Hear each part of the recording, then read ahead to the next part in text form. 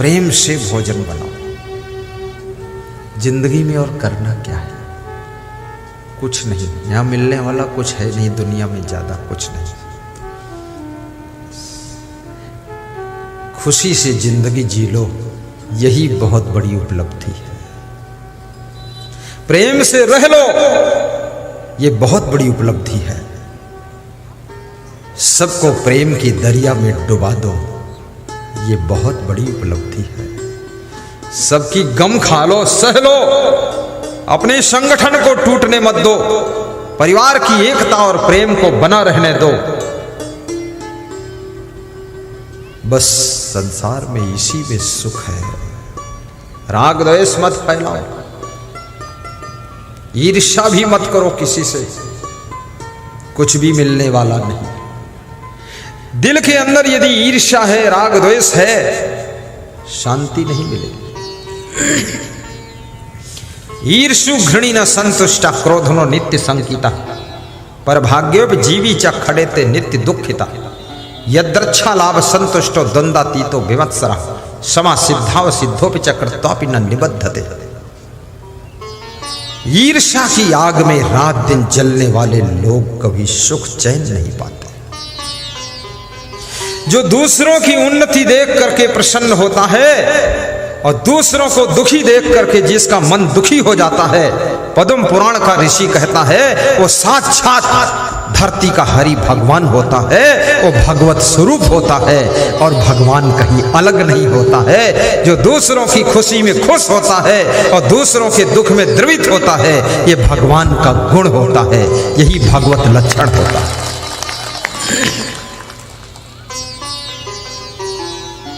देवदत्त ने एक हंस को बाण मारा, हंस घायल होकर के गिरा। गौतम ने उसको उठाया, गोद में लेकर के पानी पिलाया, सहला रहा। देवदत्त आता है और कहता हंस मेरा है क्योंकि मैंने मारा है। गौतम कहते हंस मेरा है क्योंकि मैंने बचाया है। दोनों में विवाद हुआ। राजा के पास पहुंचे, राजा ने कहानी सुनी तो राजा ने जवाब दिया, मारने वाले से बचाने वाले का अधिकार ज्यादा होता है, इसलिए हंस गौतम का है। और वही गौतम जो हंस के दुख को सह नहीं सके, बचाने के लिए द्रवित हो गए, वही एक दिन भगवान बुद्ध के नाम से प्रसिद्ध होते हैं, भगवान बुद्ध कहे जाते हैं। वे भी किसी माता पिता की संतान थे, वे भी मनुष्य के रूप में पैदा हुए थे। राजमहलों में उनका जन्म कहाँ हुआ, कैसे हुआ, ये छोड़ो बकवास, लेकिन मनुष्य का चेहरा है उनका और उनको भगवान बुद्ध माना गया। याद रखना, यदि आपके अंदर दया है, करुणा है, रहम है, तो ये लक्षण भगवान का है, फिर आप स्वयं भगवान के रूप हैं, भगवान के रूप है। ईर्ष्या द्वेष से बचो, जलन मत करना किसी से। कई बार लोग किसी का बढ़ता हुआ नाम देख करके जलने लग जाते हैं कि इसके नाम को बिगाड़ना है किसी तरह से। और याद रखना, आपका नाम बढ़ने लग जाए, धन धाम बढ़ने लग जाए, दौलत बढ़ने लग जाए, शक्ति बढ़ने लग जाए, तो ज्यादा विनम्र हो जाना, अपनी शक्ति का दुरुपयोग मत करना, किसी को सताने में शक्ति मत खर्च कर देना, अन्यथा शक्तियां पुनः एक कुदरत वापस लेना शुरू कर देती है। शक्तियां उसके पास में परमानेंट रहती हैं जो अपनी शक्तियों का सदुपयोग करता है, शक्तियों का प्रयोग दूसरों की रक्षा करने में करता है, उसकी शक्तियां निरंतर बढ़ती चली जाती हैं। जो अपनी शक्तियों का दुरुपयोग करता है, दूसरों को सताने में शक्ति खर्च करता है, वो एक दिन शक्तिहीन हो जाता है, वो शक्तिहीन हो जाता है।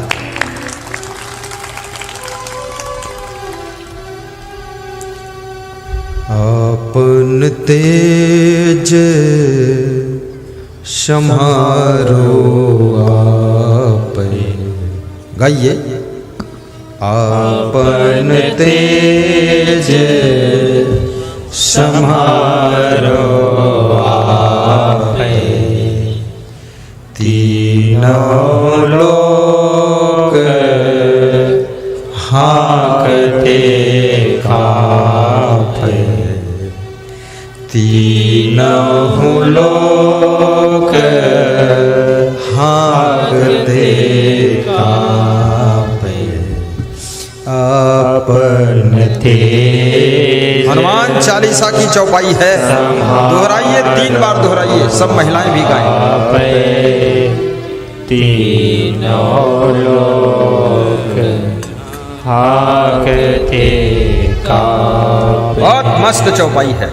अपना तेज, आप पास कौन कौन तेज है, वो तेज तुम संभाल नहीं पाते, तेजहीन हो जाते हो। तेजस्वी बनो, तपस्वी बनो, ओजस्वी बनो, यशस्वी बनो, कीर्तिवान बनो। आपके पास वाणी का तेज है, दृष्टि का तेज है, आपके पास में बुद्धि का तेज है, आपके पास में चरित्र का तेज है, आपके पास में सुंदर स्वभाव का तेज है। इस तेज को संभालो, कहीं इस माया मोह के संसार में आपका स्वभाव बिगड़ न जाए, वाणी बिगड़ न जाए, चरित्र बिगड़ न जाए, कहीं आचरण खो न जाए, और कहीं आपकी तेजस्विता छीड़ ना हो जाए। अपन तेज संभालो आप। हनुमान चालीसा कहती है, अपनी वाणी के तेज को भी संभालिए। आपकी वाणी ये गाली दे दे करके वाणी तेजहीन हो जाती है, इसलिए गालियां मत बको, कोई फायदा नहीं। कितनी स्त्रियां तो अपने पतियों को भी गाली देती है और पति से कहती हैं, ये मर गया, नाश काटा और गेहूं काटा और भूसा उठाया। फालतू बात बोलती। कितने पुरुष भी इतने क्रोधी हैं, अपनी पत्नी को बहुत गाली देते हैं। तो याद रखना, गाली मत दो। जैसी पत्नी है वही तुम्हारे भाग्य में थी। अब बस स्वीकार करो, जो भी मिली है उल्टा पलटा करती है। कितने लोग बहुत पुण्य कमा चुके हैं, उनको बड़ी बुद्धिमान पत्नी मिली है, समझदार, इशारे से काम करती है। और जिनके पुण्य थोड़ा कमजोर है, उनको थोड़ा बुद्धू भी मिली है।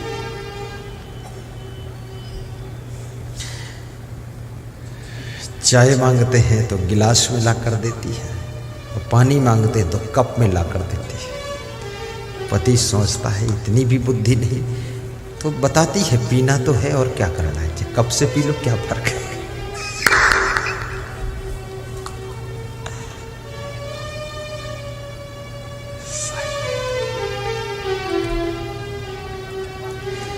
बुद्धिमान पति मिल जाए तो समझो कोई जन्म का पुण्य था।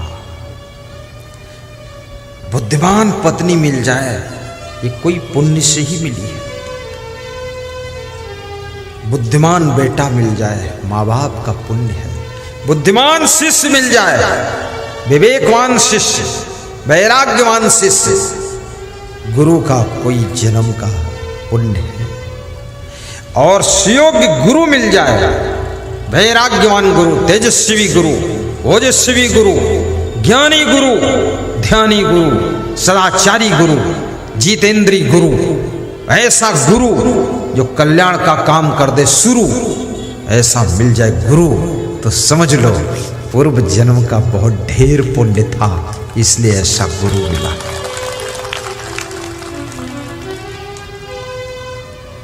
इसलिए खूब पुण्य कमाओ। तुम गाय की सेवा करते हो, पंछियों की रक्षा करते हो, जीवों पर दया करते हो, प्यासे को पानी पिलाते हो, भूखे को भोजन खिलाते हो, अतिथि का सत्कार करते हो, संत का आदर करते हो, सत्संग समागम कराते हो, ये सब करने से बहुत बड़ा पुण्य इकट्ठा होता है। दान करने से भी पुण्य होता है। किसी के दुख को दूर करते हो तो पुण्य इकट्ठा हो जाता है। हमारे पास में एक माता जी आई पिछले गांव में, बोली मेरी चैन खो गई, गले की चैन।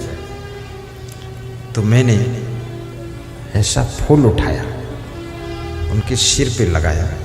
हमने कहा माता जी दुखी मत होना। तो वे अपना बटुआ खोलने लगी बटुआ से 100 रुपये निकाल कर दान दे। हमने कहा माता जी चैन खो गई और फिर भी 100 रुपये दान दे रही हो। बोले ये 100 रुपये के दान से इसी पुण्य से दूसरी चैन मिल जाएगी। तो हमने कहा आप ज्यादा दुखी नहीं हैं? बोले आपके ज्ञान से दुख नहीं हो रहा है, दुख नहीं हो रहा। तो मैंने कहा आशीर्वाद है, मिल जाएगी चैन, मिल जाएगी। याद रखना, माताओं बहनों से नम्र निवेदन करूंगा, जब सत्संग में आया करो, सोने चांदी के गहने घर में सुरक्षित रख करके तब आया करो। सत्संग में आओ, गुरु जी की माला पहन लो। वहाँ दुकान पर, साहित्य की दुकान पर गुरु की लाकेट वाली माला बिक रही है, खरीद लो 10-10 माला, पहन लो 1-1 माला और कुछ घर वालों को पहनाओ जा करके, वही शोभा देता है। और दूसरा निवेदन है, जब गुरु जी को प्रणाम करने आओ, आशीर्वाद लेने आओ, तो लाइन लंबी लगा लो, धक्का मुक्का मत करो। एक के पीछे एक, बारी बारी प्रणाम करते जाओ, गुरु जी का आशीर्वाद लेते जाओ। फट से इधर सामने निकलते जाओ, साइड से आओ और सामने निकल जाओ।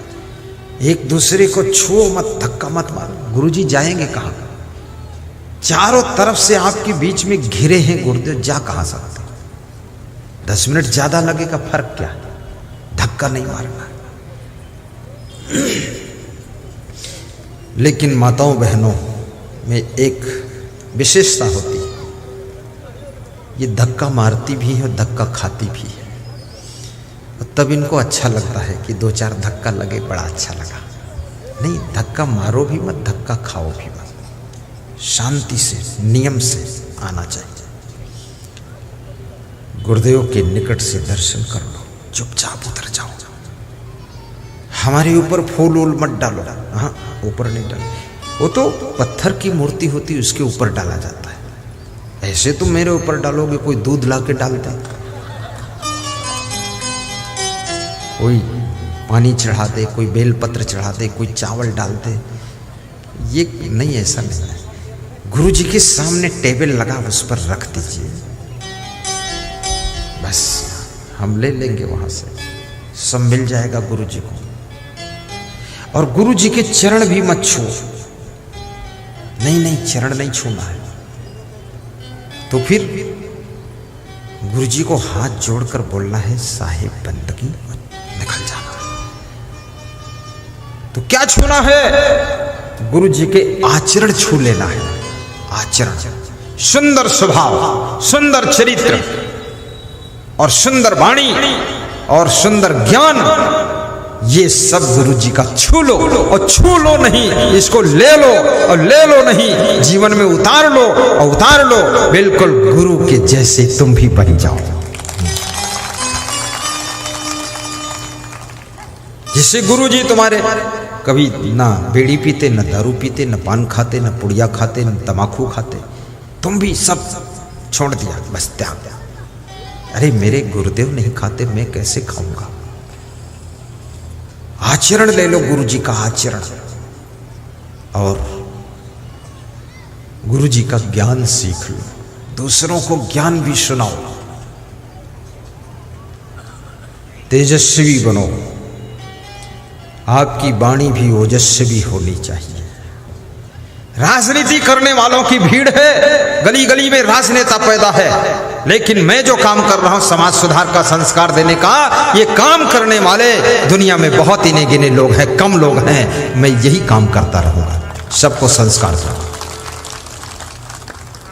बोलो ठीक है कि नहीं? बोलते क्यों नहीं हो? नहीं बोलोगे तो राजनीति में चला जाऊंगा। बोलो यही ठीक है ना? यही ठीक है।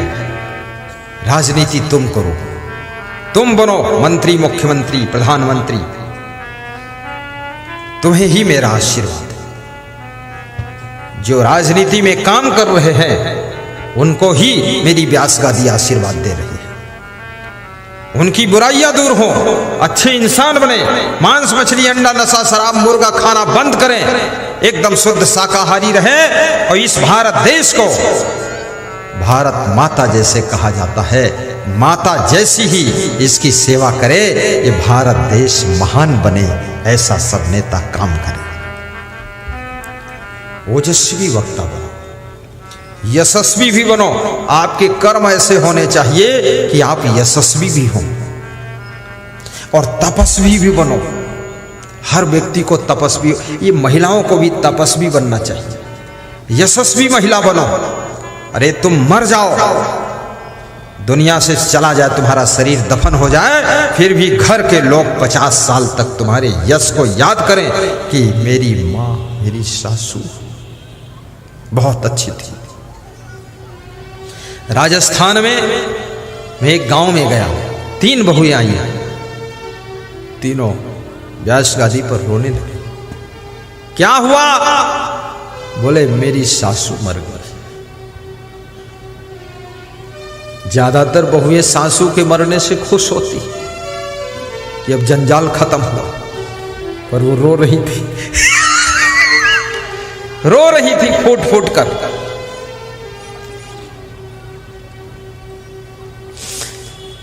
मैंने कहा सासू मर गई, सासू के प्रति तुम्हारा प्रेम नहीं मरा? बोले प्रेम तो जिंदगी भर नहीं मरेगा। मां से भी ज्यादा, पिता से भी ज्यादा, भाई से भी ज्यादा और पति से भी ज्यादा ख्याल करने वाली, मुझे निभाने वाली और मुझे सुख देने वाली मेरी सासू थी। ऐसी सासू। यशस्वी सासू बनो, यशस्वी गुरु बनो और तपस्वी भी बनो। परिवार के लिए, शिष्यों के लिए, फैमिली के लिए, देश के लिए, ग्राम के लिए, समाज की सेवा के लिए कुछ कष्ट सहना पड़े, कष्टों को सह लेना। सबके कल्याण के लिए जो कष्ट सह लेता है वही तपस्वी होता है। याद रखना, परिवार बिखरने न पाए इसके लिए दुख भी सह लेना, तो तुम तपस्वी महिला कहलाओगी। तपस्वी महिला।